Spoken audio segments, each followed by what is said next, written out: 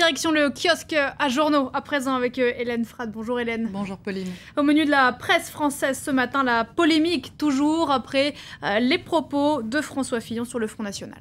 Libération dénonce ce matin une extrême dérive à l'UMP et explique que ce rapprochement en cours entre le FN et l'UMP pourrait finir par provoquer l'implosion du parti, implosion de l'UMP, pas du FN, une dérive entamée d'après Libération lors de la campagne présidentielle de 2012, sous l'impulsion du conseiller de Nicolas Sarkozy, à l'époque Patrick Buisson, le legs de la droitisation, alias la droite décomplexée, qui n'a toujours pas été inventoriée, rappelle Libé, en évoquant une fuite en avant à l'UMP, faute d'un inventaire en bonne et due forme, inventaire qui serait empêché par les soutiens de l'ex-président pour éviter que soient remis en cause les fondements idéologiques d'une possible opération retour.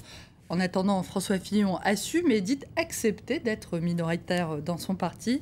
Mais pourquoi aurait-il donc ainsi mis les pieds dans le plat? Réponse ce matin dans l'opinion, parce que, dit-il, il veut que l'on arrête de stigmatiser, de caricaturer les électeurs de Marine Le Pen, et sans doute aussi parce qu'il n'ignore pas l'attraction de plus en plus forte exercée par le FN.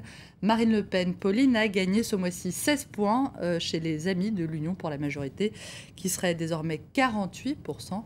Avoir une opinion favorable de la patronne du FN. Et les déchirements de l'UMP sur la question du FN qui alimentent un peu plus la guerre des chefs au sein de l'ex-majorité. Alors François Fillon persiste et signe. Le patron de l'UMP, François Copé, martèle: non, il n'est pas question de laisser l'UMP dériver vers l'extrême droite. Il est exclu que nous concluions des alliances contre nature, a-t-il rappelé hier.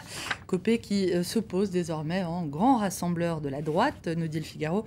Thérapie de groupe, Pauline, demain pour les réunions du comité du bureau politique de l'UMP, ça s'annonce assez pimenté.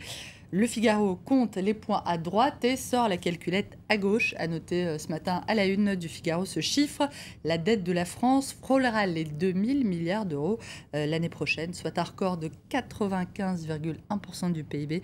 Un chiffre très éloigné, rappelle le Figaro, de celui qui a été envoyé à Bruxelles il y a 6 mois. Et pas question pour autant d'augmenter davantage les impôts, c'est ce qu'a dit François Hollande dimanche soir. Pas de taxes supplémentaires non plus à prévoir sur le diesel, au grand mécontentement des Verts. Une partie d'entre eux menacent de quitter le gouvernement si les socialistes ne reviennent pas sur cette décision.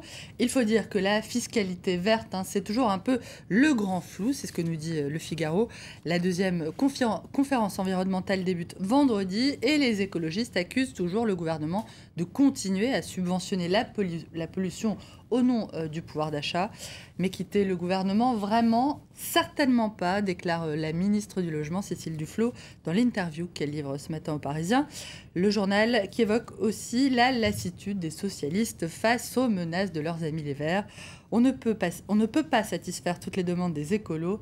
Chacun à la sienne, aurait dit Jean-Marc Ayrault, un brin agacé. Le Parisien, Hélène, vous en parliez à l'instant, qui revient également sur la saisie d'un transfert de fonds de Bernard Tapie par la justice. Mis en examen pour escroquerie en bande organisée dans le dossier Adidas, l'homme d'affaires aurait tenté de faire virer 1,8 million d'euros sur un compte à Hong Kong, mais en aurait été empêché effectivement in extremis par la cellule anti-blanchiment de Bercy.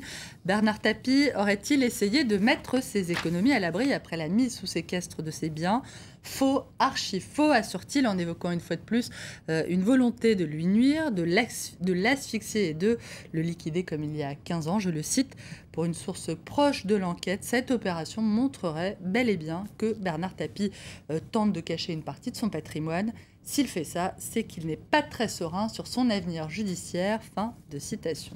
À noter enfin pour terminer, Hélène, une bouffée d'optimisme inédit. Les Français croiraient désormais à la sortie de crise. Oui, c'est l'interprétation que fait le journal de La Croix d'un sondage qu'il a commandé.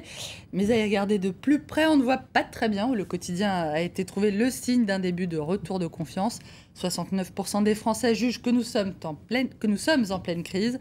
Seulement 12% d'entre eux pensent que la situation s'améliore et 79% des Français disent ressentir les effets de la crise dans leur vie. La méthode quoi, visiblement, c'est assez contagieux. Hélène Frade pour la revue de presse française. Merci beaucoup, Hélène.